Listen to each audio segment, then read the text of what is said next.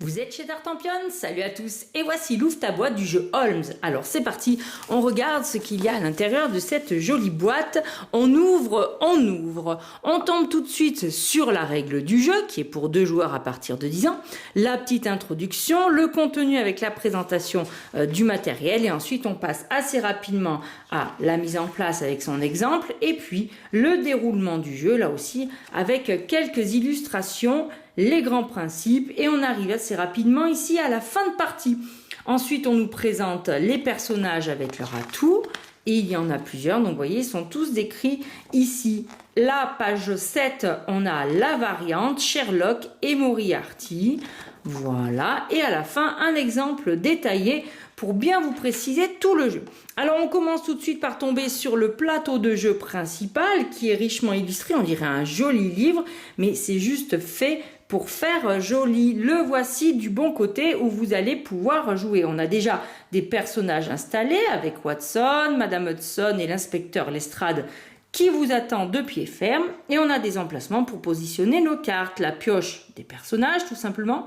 Ici on a 2 emplacements jour 1 et ensuite on a jour 2, 3, 4, 5, 6 et 7. Voilà pour le plateau principal. Ensuite on a une planche de punchboard en carton quand même très épais qui représente des petites loupes, alors elles sont identiques recto verso, et il s'agit en réalité de jetons influence. Vous en avez 24 dans le jeu. Dans la boîte, vous avez également un sachet avec des pions en bois. Il y en a 6 au total, donc 3 qui sont gris et 3 qui sont noirs. Alors, il y en a 3 pour Sherlock et 3 pour Moriarty, car à mon avis, on va jouer chacun un rôle bien précis, ou Sherlock ou Moriarty. Voici donc les pions en bois. Et maintenant, le paquet de cartes qui se déroule ici sous vos yeux ébahis. On tombe tout de suite sur 2 cartes aides de jeu qui en fait nous rappellent ce que font chacun des personnages. Elles sont identiques, recto et verso. Les voici. Ensuite, il y a des cartes de rôle.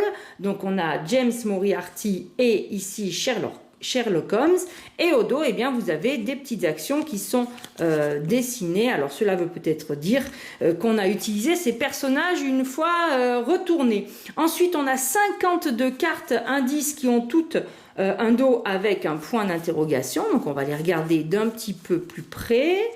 Les voici les 52, voilà. Alors, certains indices sont répartis sur une différente quantité. Donc, on a cette carte indice-là. Donc, il est en 1, 2, 3, 4, 5 exemplaires. On a ensuite cet indice-là qui est en 1, 2, 3, 4, 5 exemplaires également, et ensuite eh bien, les autres cartes indices eh bien, sont en nombre d'exemplaires selon le chiffre dessiné. Par exemple, cet indice-là est présent en 3 exemplaires dans le jeu, et on peut le vérifier tout de suite avec de très jolies illustrations.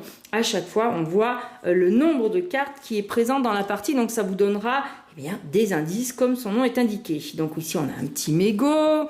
Ici, on a une balle qui sera en 6 exemplaires. Ici, on a un bouton détaché qui est présent 7 fois dans le jeu.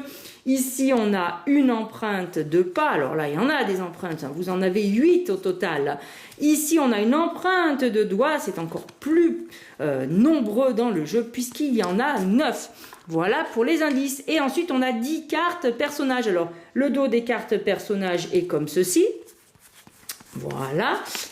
Et on va regarder les différents personnages que l'on a. On a ici Irene Adler. Donc en bas, c'est le pouvoir qu'elle possède. On a ici l'inspecteur Gregson. Ici, on a Wiggins. Ici, on a Toby. Eh ben oui, les animaux nous aident un petit peu aussi. On a Langdale Pike. On a Shinwell Porky Johnson. On a ensuite Billy. On a Von Kram, Violet Hunter, Madame Ziba. On a une carte qui s'appelle Dîner de gala, parce que je ne pense pas que ce soit le nom de ce monsieur, et une carte qui s'appelle Coup de filet. Alors ces 2 cartes-là sont un petit peu particulières puisqu'elles sont utilisées pour la variante. C'est les cartes Mycroft. Et bien voilà, chers amis, pour la présentation du matériel du jeu Holmes. Alors il faut tout remettre dans la boîte, il va falloir lire de plus près les règles comme d'habitude, mais surtout y jouer. En attendant, je vous dis à très bientôt chez Tartampion et d'ici là, n'oubliez pas, amusez-vous bien.